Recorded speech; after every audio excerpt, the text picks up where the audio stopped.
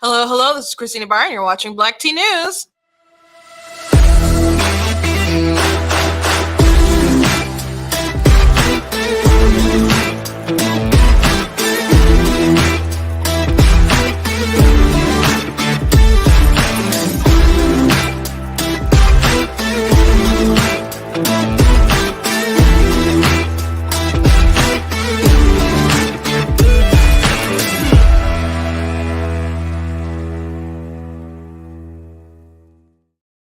Hello, hello. Welcome to Black Tea News. I'm your host, Christina Barr. Today we're going to talking about this NBC reporter correspondent had reported something about Paul Pelosi that NBC ended up retracting. But the internet is forever, so I'm going to show you guys this clip in case you haven't seen it.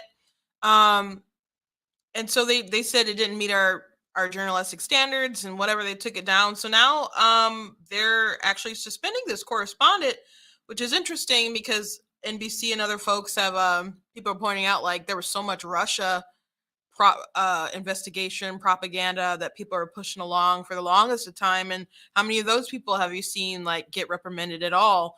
Not really anyone. But when it comes to the Pelosi story, oh, they're gonna roll some heads.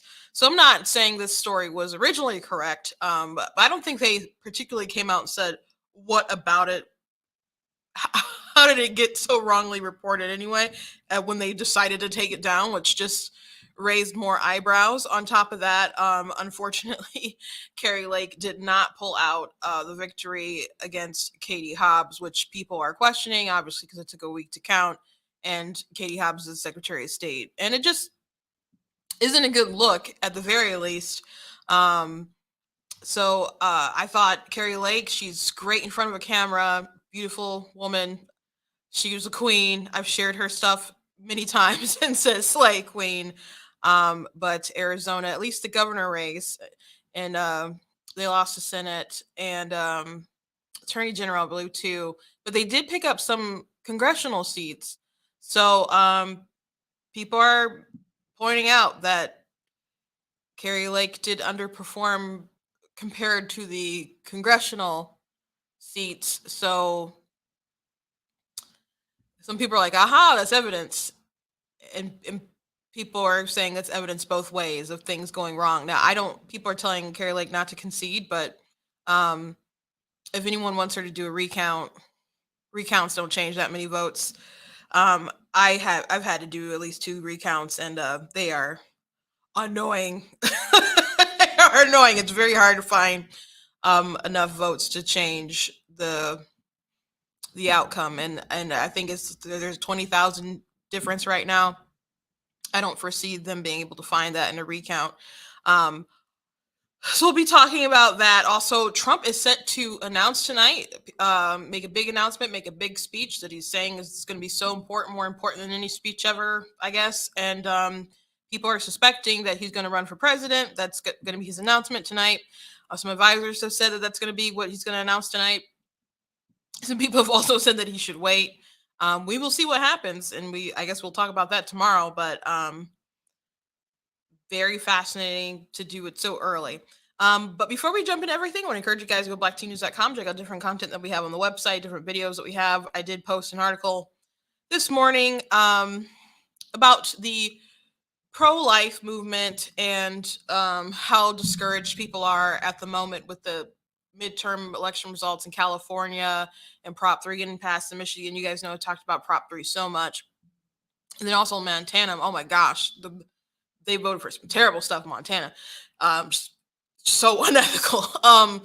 So I've talked to people who are just distraught. People said they can't stop crying and are so upset. And I understand it, but I keep going back to this speech that Frederick Douglass gave after the Dred Scott versus Sanford decision. And I see a lot of parallels between pro-life movement and the abolition movement of slavery, and people don't like to compare the two.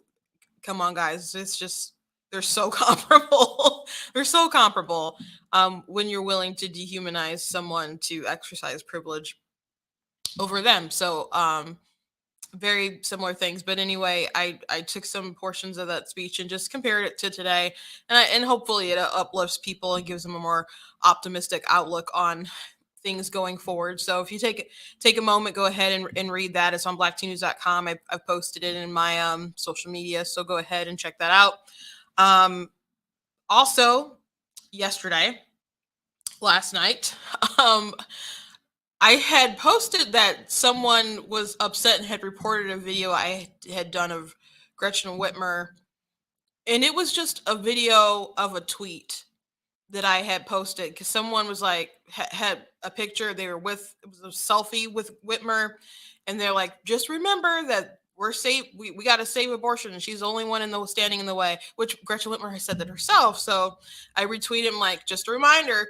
No, I said something like, you mean to tell me the only person standing in the way of saving 15,000 Black babies is a white liberal woman? So that got good traction when I posted it on Facebook, and it got good traction when I posted on TikTok.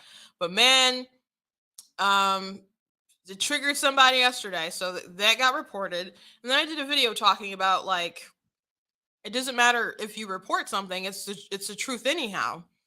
So I don't know if it was a targeted mass campaign or just one person who was just going and reporting like everything that I did, but they just started reporting reporting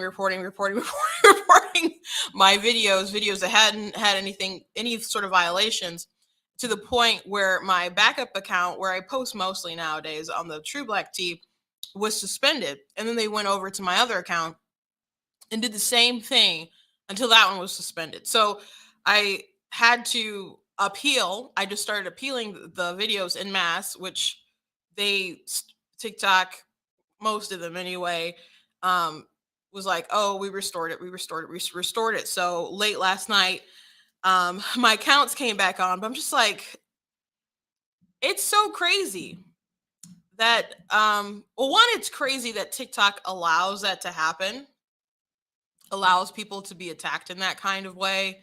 It's just really bad business. On my True Black Tea, I'm not signed up into the creator fund. On the Black Tea News page, I am. And I've had paid sponsorships of people who have paid to have me do a video for their brand. And I tried to make my account go private at one point to just kind of protect it from the attacks, but I couldn't do that because I have campaigns going. So it just seems counterproductive that they would allow people to be able to obviously have such a coordinated campaign like that, and they can make a decision to just kind of automatically just take down your stuff, while you have contracts with brands who have contracts with TikTok to sell products. It's just really, really shady. It's really, really shady. So TikTok, which who knows how long it's going to be around, because there are a ton of security problems with TikTok. So there's a lot of, I mean, Trump talked about getting rid of it. I think people thought that was safe after Trump didn't win his reelection, but there's still buzz about people getting rid of TikTok. So who knows how much longer it's going to last anyway. But it's just a really bizarre way to run the company. So anyway, they're back up, and they're still appealing or accepting the appeals and stuff like that. But they hate me that much. So the truth is that there's tons of people on that app who've gotten reported and their stuff taken down, and they just start a new one. I have one friend, her account is Party of Logic. She voted for Hillary, I think caucus for Hillary back in the day. She was very upset when Trump won in 2016, but I think during like COVID and part of COVID, but like before that, but just looking at Trump and seeing how the media would misrepresent stuff that he would say, she just started to wake up to like, oh my gosh, I'm being lied to. So I know one thing that got to her was she said something about like, we need to get rid of like assault rifles or something, and someone was like, I don't want to cause any trouble, but what do you mean by that? And then she realized that she was just saying stuff and she didn't even understand what she was talking about. So she just started to open her eyes a bit. So now she considers herself to be an independent, and she's more likely to vote red, but she identifies as being an independent. And so people have mass reported her stuff and gotten like 2 3 accounts of hers taken down. And so when she lost her account after she got like 100,000 followers, I contacted her and I was like, I know you're bummed, but I think you should get back on there. And she's like, I just don't understand why they're coming at me. I'm like, because you're a threat, like you're a suburban white woman. You're exactly the kind of person who they want to hold on to and don't want to wake up. I mean, they hate when minorities and other stuff crossover, don't get me wrong, but that's a demographic, the white woman, that they want to have on lock. um and so her being able to talk to people and relate to people and say, hey, common sense, let's just think about this for a moment, let's just really just think this through for a second. She doesn't call herself a Republican. Her content is just party of common sense, party of logic. She did try party of common sense out account got taken down too. So she just builds back up another one. So I'll probably make another backup and stuff too, for as long as it's around, I guess, or until I get bored, I guess, with it or whatever. But yeah, they didn't like the content. A lot of content that they were really reporting and going after was a lot of the pro life content. It is what it is, but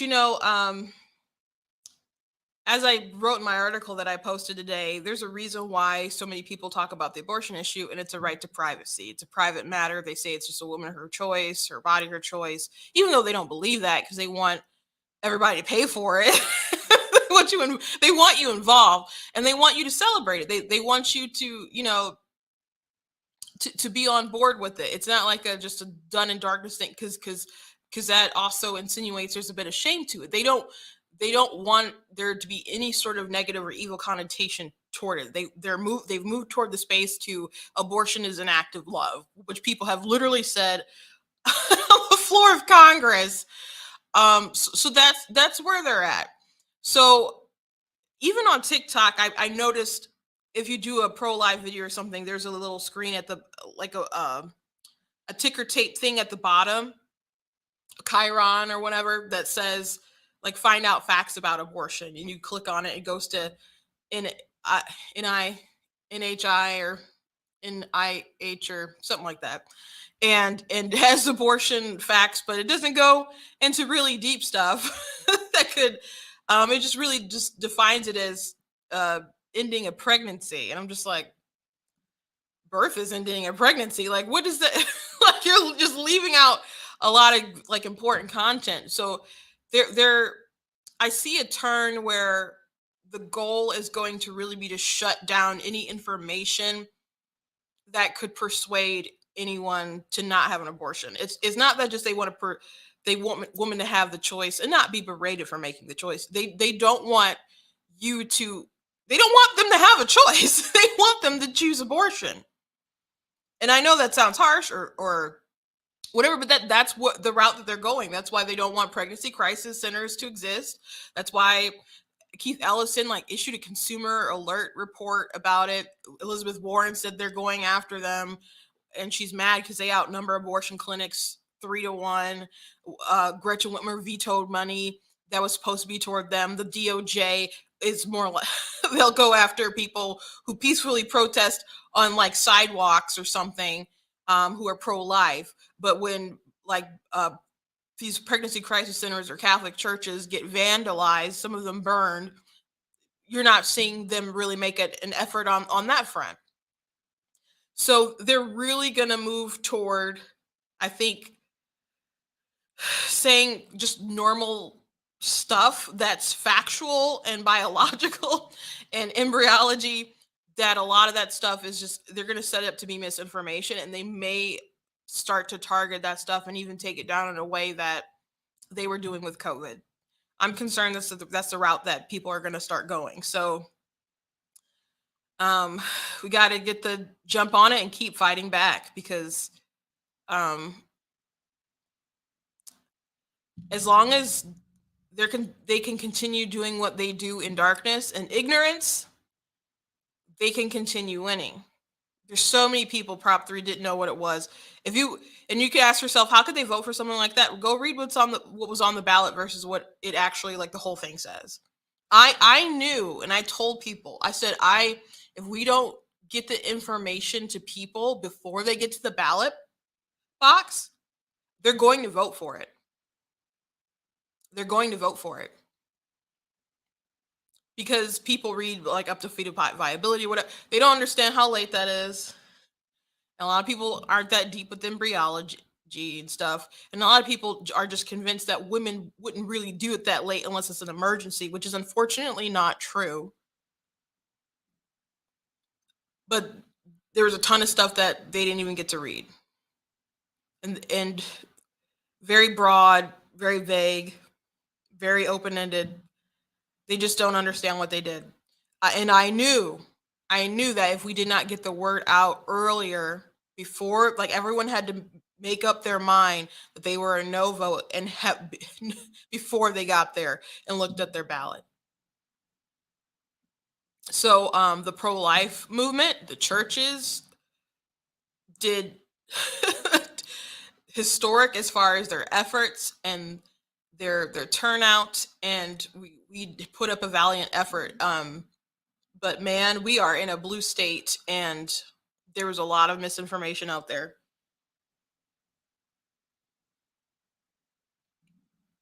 A lot of misinformation out there. So they're going to try to silence the truth and continue just pushing the scare tactics that they've been doing, like, oh, we got to vote for unlimited abortion or else you're going to bleed out from a miscarriage. Just like, what? you know and they wouldn't call it unlimited abortion, but that's like what people voted for, basically. So unrestricted up until the time of birth. I mean, there's some restrictions, but there's so much wiggle room you can get around. So anyway, they're going to come for people who speak the truth, and I'm ready for it, and I'll continue to be ready for it. But they definitely tried to take me out last night, at least on the tickety talk. So I just wanted to let you guys know my stuff is back up. It's limited, so I don't think I can post right now. I haven't tried it today. I've been so busy with other stuff. But on that note, I keep telling you guys that information, we're in a war for that. And that's one of the reasons why I do what I do. So if you like what I do strongly encourage you guys to go to blacktnews.com and to hit the donate button and support if you can. Whether it's $10, $20, $50, something.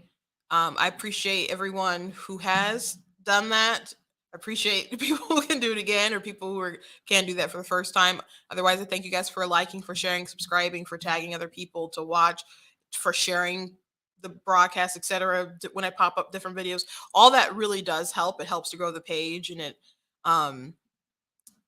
helps in all sorts of other different ways. But if you can, go to the website and support that way. I very much appreciate it. God bless you guys if you can.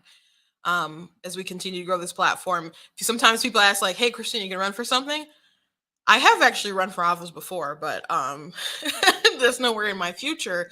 But I keep telling people, like, I really feel like this is the route that I'm supposed to go and where I'm supposed to be right now. People need to understand this. Maybe we'll get into this a little later, but Democrats, and I keep saying this, they at this point they've, like, they've turned over the board. When you play Monopoly and the two blue spaces are taken up at the end of the board, and you're like, dear God, please don't let me hit, like, Park Place, and I can't remember what the other one is, but you're like, don't let me hit the two blue spaces. Democrats have taken the two blue spaces, like, with all the stuff that they've bought up so much of the property with what they've been able to do and accomplish in 2020 and in 2018 as well. They've had these long-term plans, like Michigan. They've had long plans they've been able to successfully execute, and they got their goal to change, to win Secretary of State, to change how we redistrict, to do the same day voter registration, voter being able to vote, all that stuff, any reason absentee, to get to the point where they could have full total control. It was a very long thought out plan. It was not something that just happened. It was not something that just happened. And I heard rumblings of it before, back in 2015, no, 20, not 2015, 2017. And they got it accomplished. They did. So people have done that all over with the Democrats. Been able to, and they've been stopped. Like they had redistricting plans in other places where it got karate chopped, you know. And then California in 2018, the Republicans got shellacked, but they must have figured out how to play their game, because they did better as far as their congressional seats. So we need to figure out a way to survive on the board. But beyond what they've been able to accomplish with changing the different voter rules, they have the media, they have, and not just the news, but yeah, sure, Fox has some good ratings, and Tucker's killing it, and et cetera, blah, blah, blah. But there's still a lot more of them than there are of us. They have these celebrities that virtue signal and push the cause. These big mega corporations who are woke and have their not so secret agendas, and they know that if they know they have the power of the masses. They know they have the power of the masses.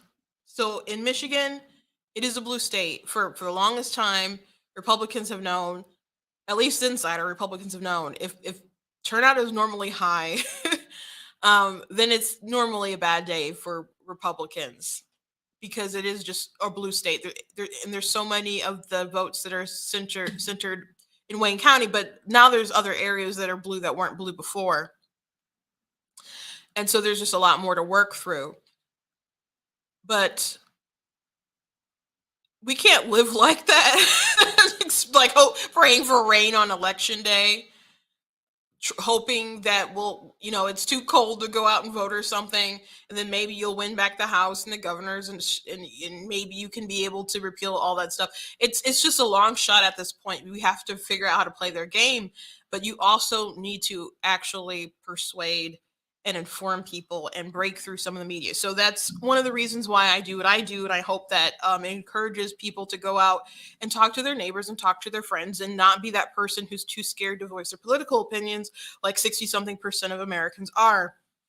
And I'm always glad when people message me and say, hey, I watch your show, I love it, and because of you, I've talked to this person, I've done this, and that's why I do what I do. But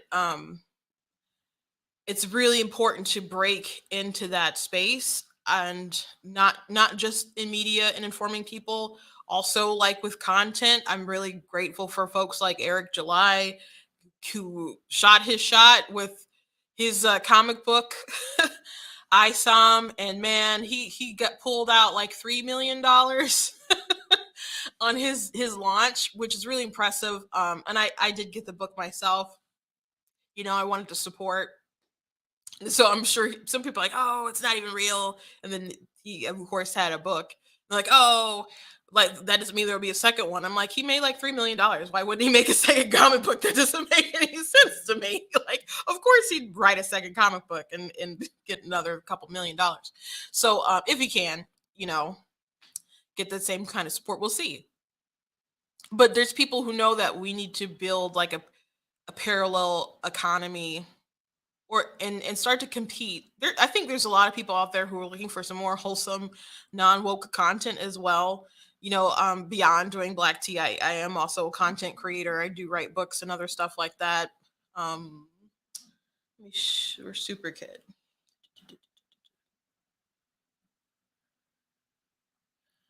I do have children's books and all sorts of things. Looking through my content so I can show you. my books. This is one of my books. This is a faith book.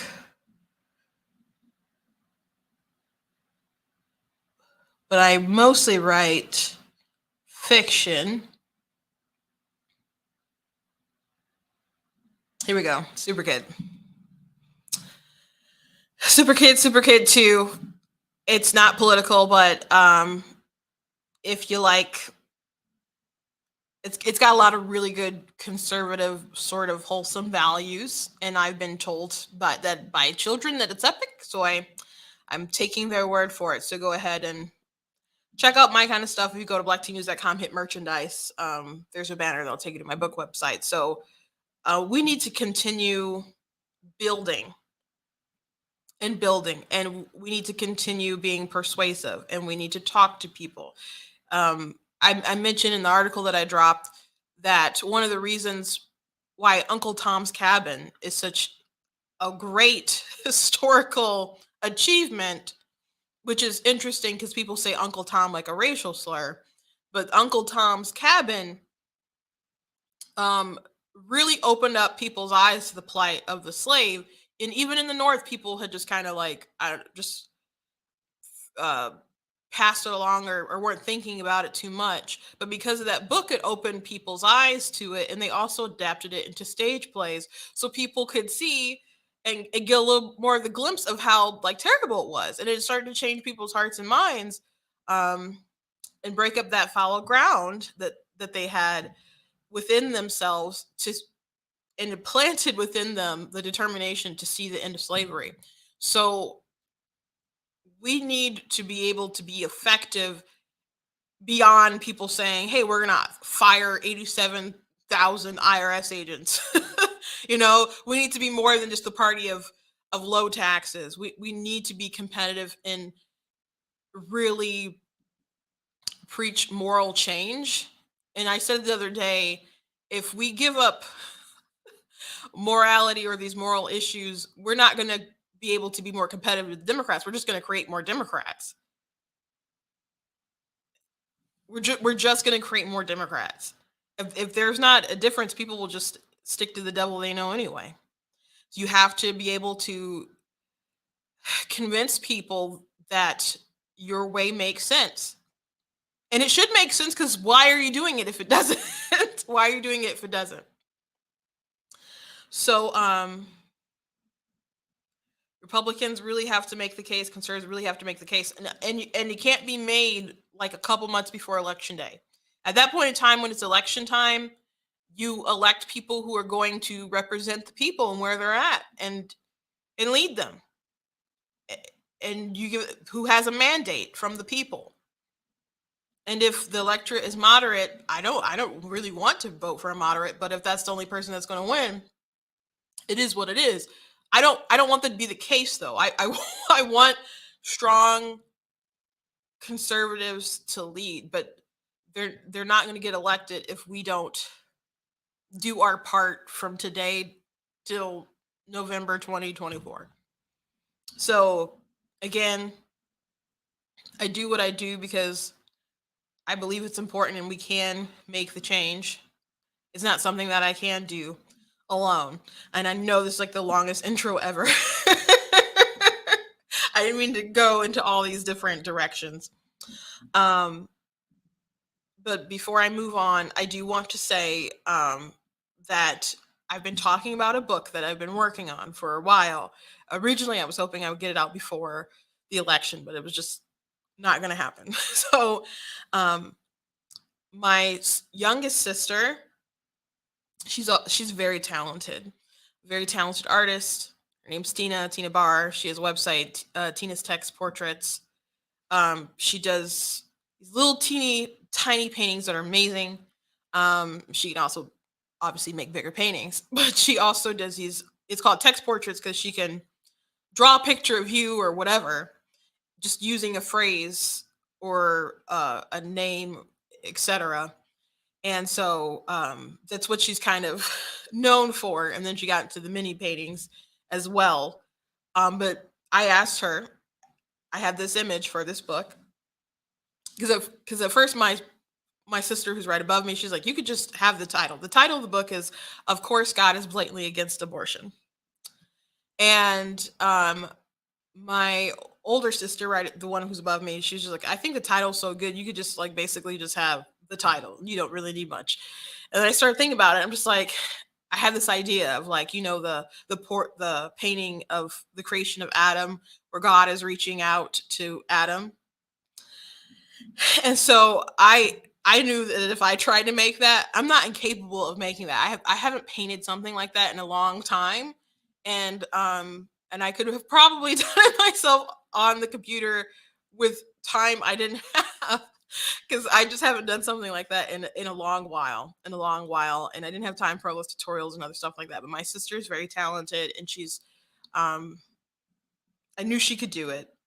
So I told her my idea, and she finished it yesterday. And then when she gave me the art, I tweaked it and finished up the cover and stuff. So anyway, here is the book cover, and she did an amazing job with it. So the reason why I feel it is important to have this book, and why I wrote this book, and by the way, I'm assuming that you can see it because there's like a little glitch on my end. So I clicked the picture so I can see that it's clicked. But I can't see it on my screen. So I'm trusting you guys can see it. No, I don't see any comments like, we can't say anything. The reason why I felt compelled to make this, to write this, is because it doesn't matter how many times I have discussions about this issue and I say life starts at conception. That is when a unique individual organism begins its unique journey as a separate, distinct human DNA that is different than its parents and all other stuff. It's on a self-determined path. There's no other point.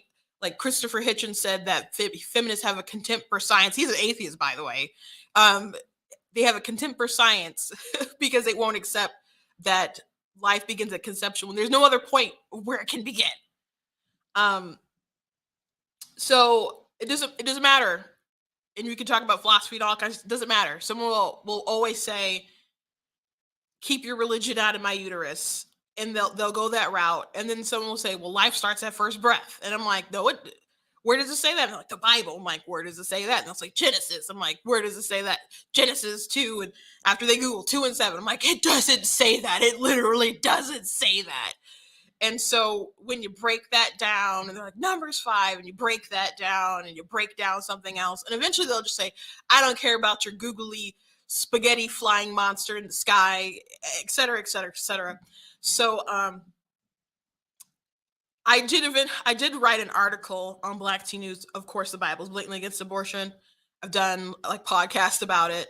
I decided to just write it all down in a book debunking so much stuff, but it goes through not just the theological points, but also talks about philosophy, and it also tackles biology, of course. And a really important section in the book is where it also explains why it is so important that we have moral absolutes. So I'm very excited about it. Worked very hard on it. I thought maybe this would be like 20,000 words.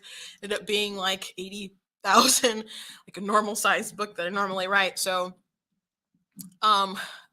very soon I will announce when it'll be available for pre-order. If you guys want to go blackteennews.com, hit the books button and just leave your name to get information about it, you guys can do that.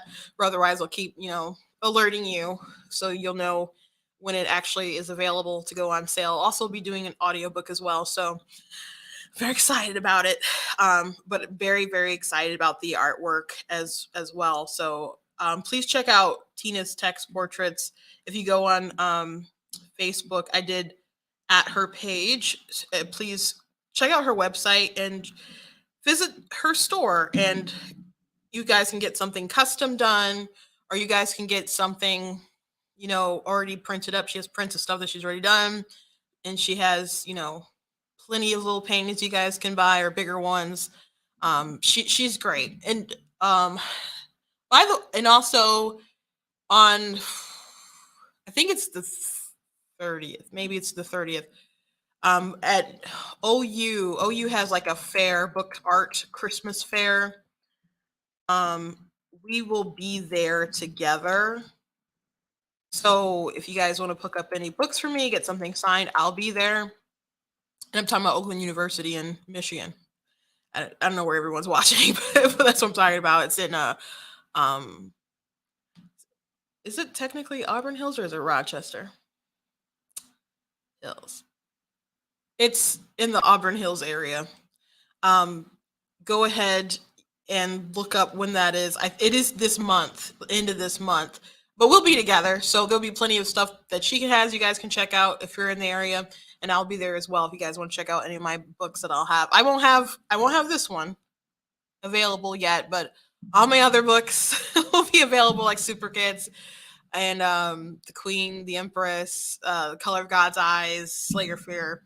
All that stuff will be available. So just want to let you guys all know that. So thank you for listening to my extraordinarily long intro today.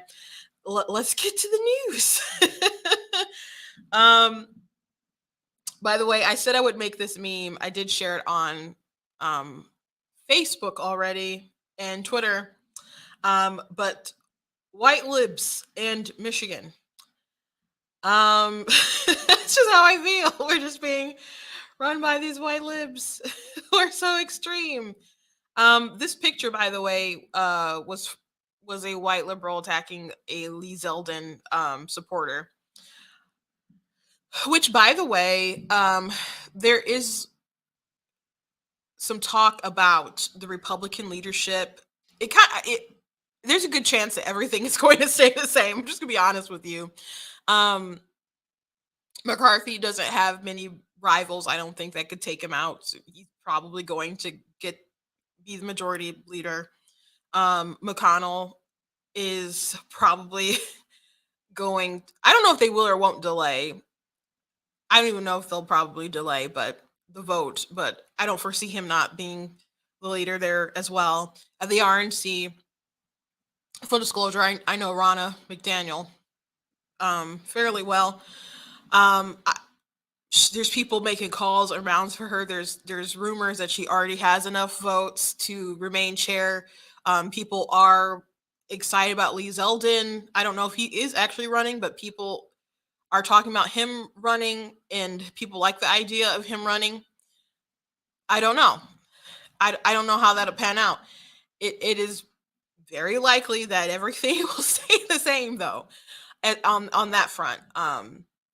Just wanted to alert you of what's going on and what that talk is of Republican leadership. But whatever ends up happening, people need to learn to run the game like the Democrats have run the game, because the system is what the system is right now, and we got to learn how to live in it.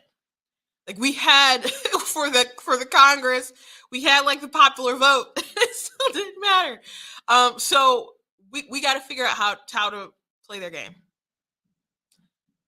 And it's dire. Like in Michigan, like we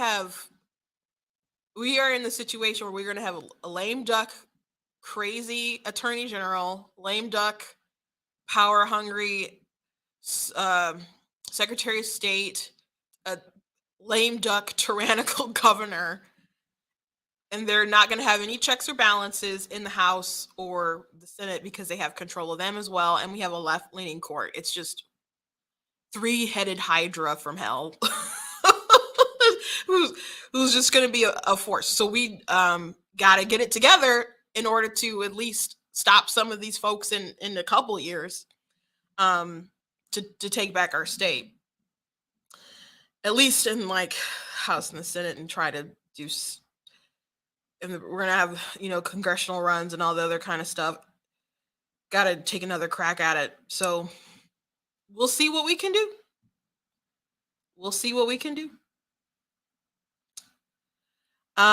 Trump is allegedly going to announce tonight, and it is early. Some people are telling him he shouldn't do it. Some people are saying he's definitely going to do it. I wonder if he's gonna end up coming down to Georgia or not come down to Georgia. I'm not extraordinarily optimistic about Georgia. I do think everyone should fight for it and should work to make the change for Herschel Walker to win. But the Democrats do have control of the Senate, but we do have control. It looks like we're going to have control of the House, especially with some of the seats that we got in the Arizona race. So at least we can stop their agenda on the House, especially if Republicans are unified in stopping the Biden agenda in the House. We'll see. I mean, Democrats are going to be able to get their judges or whatever through. Unfortunately, they can't be stopped in the Senate, but we can at least get another seat. And so we should try. But I'm just not terribly optimistic because Herschel obviously dragged behind Kemp. And it was like 50-50, but not quite 50-50, but they were both at like barely getting there. So you normally, if an incumbent has to do a runoff, it doesn't speak well for the incumbent. But Herschel Walker doesn't have Kemp to kind of pull him along. People are going to have to go out, particularly for Herschel Walker, pull the lever for him. And he's just had Walker is just not a great candidate. He's had a lot of controversy. I was surprised that he was able to take out Warnock in the debate. To me, it looked like he pulled out a victory. He had some really good lines. But I'm go out there and vote. Your vote does matter. I promise you it does. Just go out there and vote. Please go out there and vote. But we're just not sure. I'm just not terribly optimistic. But go try. Please go try. It is important. It is important. Last night, I already mentioned that in Arizona, the congressional seats did pretty well. Unfortunately, Kari Lake, who was our slay queen, did not pull out the win with the ballots coming in. And so it took an entire week, and the Secretary of State just won the governor's seat. And people having questions and people acting like it's crazy that people have questions is just it's perfectly reasonable for people to question stuff. If there's some kind of recount, are they going to uncover some kind of massive fraud or something like that? If there's a recount, I've done recounts, they're not going to find the votes. It's unlikely. I'll say unlikely to give myself some cover. Unlikely that they'll find enough votes to change like 20,000 votes in the outcome of the election. Okay.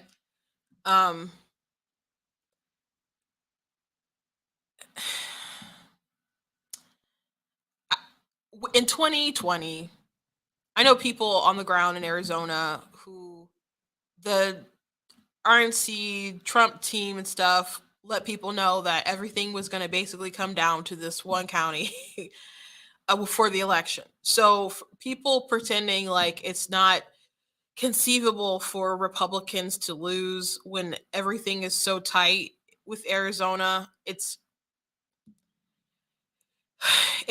just not honest. I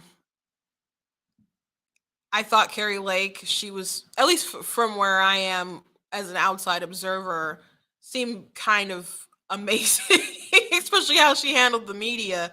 But I don't know. Some people are questioning the results because to them, they're like, how did the treasurer do better than like the other top of the ticket for the Republicans? And so some people pointed out that the barrage of ads against like the Attorney General and Kari Lake and Blake Masters was so different, vastly different than other people running. And so I can understand that because in Michigan, the ads were insane against like Tudor Dixon. And also I don't think they really spent ads going after DePerno much, but Christina Caramo, who's my friend, they just went like blatantly like crazy, particularly against Tudor Dixon, and Tudor didn't even start running ads until like last 2 weeks of the election. So if Arizona was anything like it was in Michigan, there was probably like a crazy onslaught. So people are pointing out that Kari Lake also had some not nice words about McCain, and you had Megan McCain, who was happy to see Kari Lake. It seemed happy anyway. She was basically like, "That's what you get for talking about my family." It was like, ooh. Um, there's a lot of people who still have a lot of love for McCain in Arizona, so that was like probably a big no for Kari Lake. But she's so talented. Maybe she'll run again. She doesn't look like she's conceding. She said people of Arizona can see BS when they see it. So again, it doesn't build faith in elections when it takes so darn long to count. And people point out, like, isn't it funny when it takes so long to count that it usually ends up going blue? And interesting observation. But I started to lose hope, I guess, not last night, but maybe the other once it started getting to the weekend. Not because I just figured there's somebody like in the back room just stuffing ballots or something like that. Some of the people that were like, oh, we're just calculating this drop, and yeah, she's gonna. I followed these groups of people before saying similar things, and it didn't pan out that way. Now, Kari Lake in the primary had a last minute like come up victory, but I don't know. I'm just losing my sense of optimism. I guess sometimes I'm like, you fight as hard as you can, you fight for the win, and then but you guard your heart a bit. I guess is where I'm kind of headed. You got to be sure that you're going to win and also be ready to lose at the same time, I guess. I don't know. I want everyone to really fight for the win. Maybe this is a bad pep talk. Um, but I am bummed that she didn't pull it out. And Katie Hobbs, like I said the other day, I didn't know if Kari Lake was going to win, but Arizona certainly deserves Kari Lake because of how poorly they handled their election. The media's just like, oh no, they're handling it so well. I'm like, no, they're not. It should not take a week. Again, the Secretary of State, who was running for governor, is presiding all over this when we're waiting for these last minute ballots to come through to see who was going to win or whatever. It should not take a week. It should not take a week. But at least we do know that the congressional candidates did well in Arizona. And thank God Lee Zeldin ran for governor and did a good job in New York. And there were some seats in California that they figured out how they got shellacked in 2018. They figured it out. And we are maintaining our we are taking the majority in the House. I think we're still like waiting on one more seat. I think it's to make it official, but let me just knock on the table. But we should be taking the majority in the House. So at least there's that. I hope Republicans do good things with the majority, and that if McCarthy ends up being the leader, that he's able to keep people in line, and you don't have like a couple of betrayals like you had before. Like there were some New York Republicans that was it the infrastructure bill that buckled on some stuff. So hopefully he can keep everyone in line with an anti-Biden agenda. With if there's something that is good that comes along, you can go ahead and vote for something that's good. But as far as like the outrageous spending and spending on so many crazy things, and then naming bills things that have nothing to do with the bills, because the infrastructure bill is really just Build Back Better, retooled. Stop that stuff by all means. Stop that stuff by all means, please. But yeah, I'm bummed about Kari Lake. But lastly, I want to point out that the NBC, the Paul Pelosi story was very interesting. I really wish that they would just reveal the body cam footage and stuff, but it doesn't think they're really going to do that. They did show it to the Pelosi family, I think, but they're not going to release that. You have like California doesn't want to cooperate with deporting the illegal immigrant who attacked him because they're like, well, we're still a sanctuary state, sanctuary city. It's interesting how everything is like Trump's fault with this story and Republicans' fault, and nobody's going to take any sort of accountability for some of the policies of the state that's, I don't know, led to this sort of madness when this man is like he's an illegal immigrant um, with an overstayed visa from Canada who is an alleged pedo. He was like charged for touching, I think, his ex's kids, but that case fell through. There's a lot of things wrong with this guy, and it just really speaks to like typical terrible California policies. But of course, he's just a crazy conspiracy Trump person. That's just what they want to. Even though he lived in a house that had like Black Lives Matter, LGBT stuff, and was a nudist, it just doesn't scream like hard right. He's not a well person who's obviously, I guess, prone to conspiracies.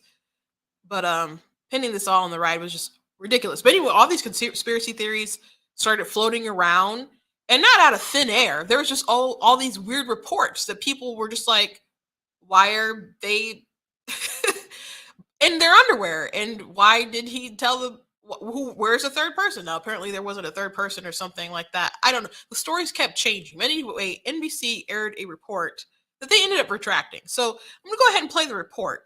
But this reporter, FYI, just heads up, is now being suspended. They did retract this story, this report, but the internet is forever.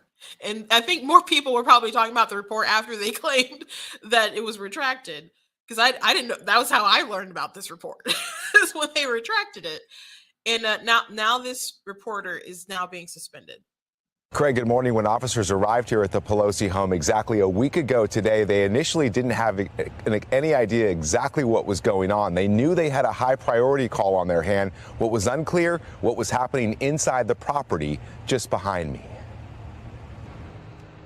This morning, Paul Pelosi is home, back at the house that became a crime scene a week ago today. NBC News learning new details about the moments police arrived. Sources familiar with what unfolded in the Pelosi residence now revealing when officers responded to the high-priority call, they were seemingly unaware they'd been called to the home of the Speaker of the House. After a knock and announce, the front door was opened by Mr. Pelosi. The 82-year-old did not immediately declare an emergency or try to leave his home, but instead began walking several feet back into the foyer toward the assailant and away from police. It's unclear if the 82-year-old was already injured or what his mental state was, say sources. According to court documents, when the officer asked what was going on, defendant smiled and said everything's good. But instantaneously, a struggle ensued as police clearly saw David DePape strike Paul Pelosi in the head with a hammer. After tackling the suspect,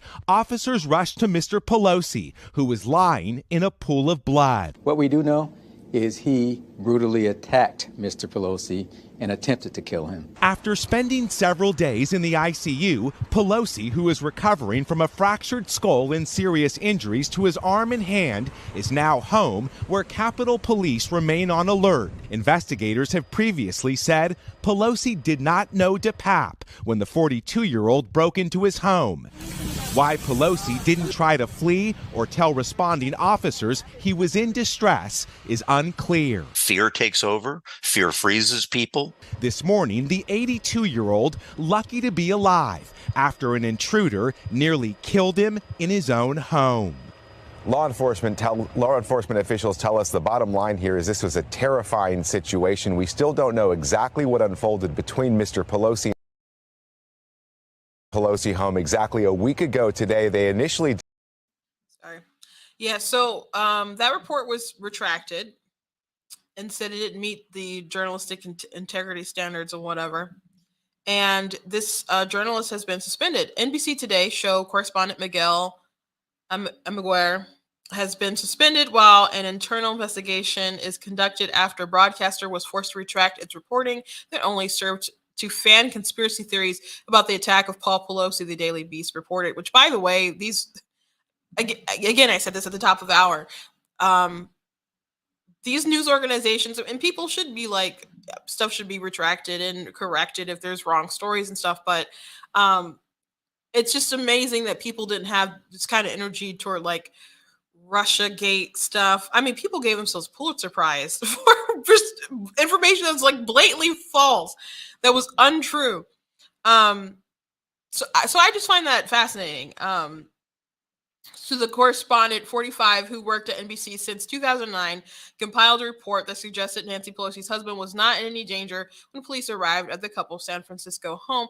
I wouldn't say that report gave the vibe that he wasn't in trouble. He was hit in the head with a hammer. I just questioned why it was unclear why he didn't react a particular kind of way, which we're assuming, if we're not going to go down the conspiracy theory route, is that Paul was trying to not alert the crazy person to be volatile, and that obviously didn't work. It stated using information from an anonymous source that Pelosi had told San Francisco police there was no incident and he wasn't in any danger and did not declare an emergency when he entered the door. After a knock and announce, the front door was opened by Mr. Pelosi, the 82-year-old, not immediately declared an emergency, tried to leave his home, but instead began walking several feet back to the foyer toward the assailant and away from the police.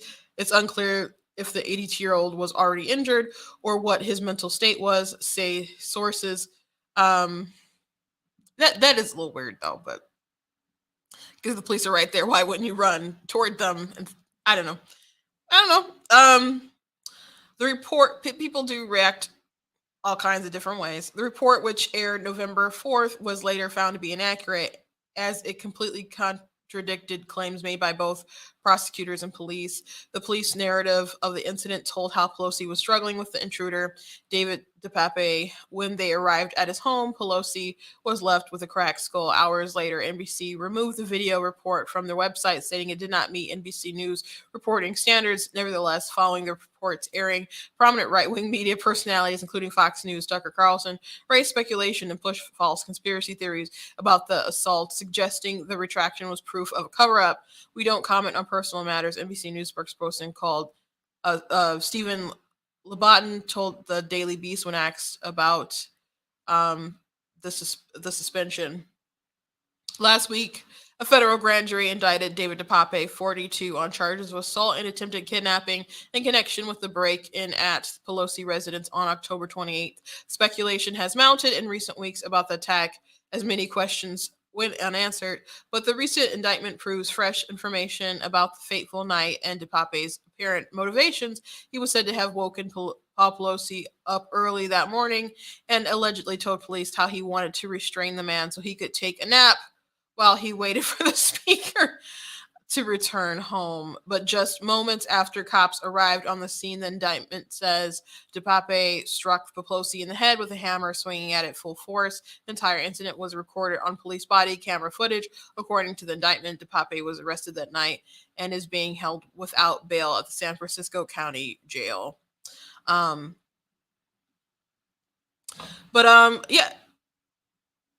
I guess we'll have to go along with what they're reporting, because we haven't seen the body footage or whatever. But you can't really blame people for asking questions when there was all this information going out there. So yeah, again, I wonder how long he'll be suspended for that report.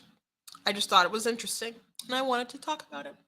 Anyway, thank you guys for joining me today. I guess we'll be probably tweeting or commenting tonight after Trump's big announcement. Again, we're assuming that he's going to announce that he's running for president. Not sure if that's true or not, but we will know soon enough. It is kind of early.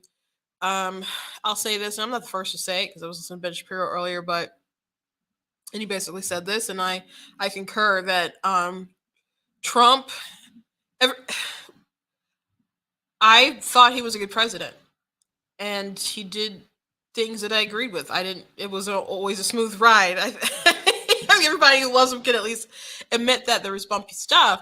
And they just always would use an analogy like, I don't care what my plumber does or says or whatever. I just want him to fix the pipes, whatever. And basically, Trump is a different kind of guy, but he went in, he did things that we liked, right?